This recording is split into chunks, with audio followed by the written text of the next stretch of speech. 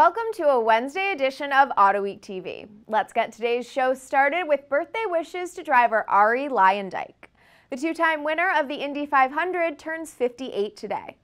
Here's what's going on in the auto world. GM has reached a new contract with the UAW, and buried in all the fine print are some product details.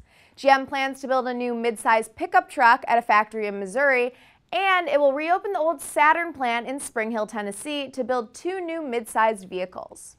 News reports in Tennessee say those vehicles could be the next generation of the Chevy Equinox and GMC Terrain crossovers.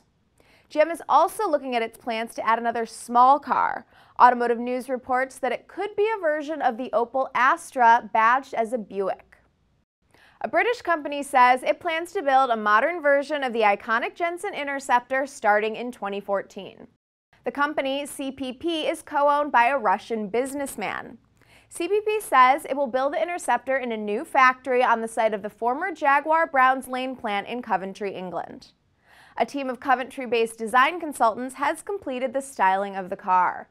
The new Interceptor will echo the four-seat layout of the original car, built between 1966 and 1976. CPP says the car will use an all-new aluminum chassis and handcrafted aluminum body. General Motors and Chinese car maker SAIC Motor are working together to develop electric cars. The vehicles will be developed at a joint venture tech center in Shanghai. The cars will be aimed at the Chinese market, although GM says it plans to use the platform, components, and technology to build electric cars around the world. This project is being driven by the Chinese government's more stringent fuel economy and vehicle emissions regulations. GM and SAIC did not release any specifics about the electric car or when it is targeted to go into production. Finally for today, here's a closer look at Camilo Pardo. An artist and car designer that you probably know was the man who brought the Ford GT back to life. Let's go to West Coast editor Mark Vaughn.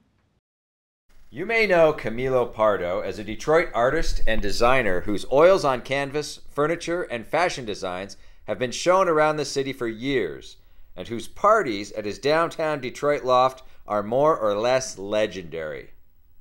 And oh yeah, he designed the Ford GT. Pardo worked at Ford Design for 24 years, and the GT was his crowning achievement.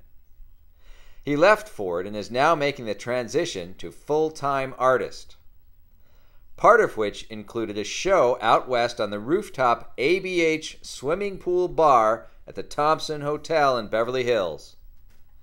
His superb paintings take the beauty of a Grand Prix car or a Ford GT or any number of already beautiful objets de vitesse and makes them more so by imbuing them with a sense of movement and speed. Actually, I was a fine artist to start. You know, I painted all my life, and I went to CCS and I graduated with a degree in industrial design, majoring in transportation design. So I took my interest and enthusiasm for automobiles and fine art and put it together.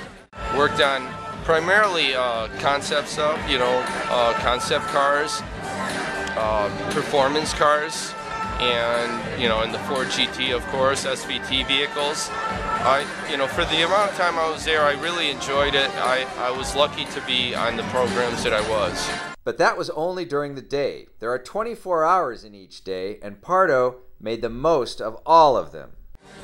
Working at night also included design, as far as furniture and fashion. But I do consider my pieces that are furniture and fashion to be art as well. They all have, they're all one-of-a-kind pieces. They have like an ironic twist to, an approach, a situation, this and that. He became just as well known for his paintings too. It's something that, you can relate to, that relates to your everyday life. It included more than just paintings and car design. Or some people that are interested in just the commissions, they email me at camilo@camilopardo.com. Thanks, Mark. That's today's report. Keep up with all the news at Autoweek.com. We'll see you back here tomorrow, and until then, enjoy the drive.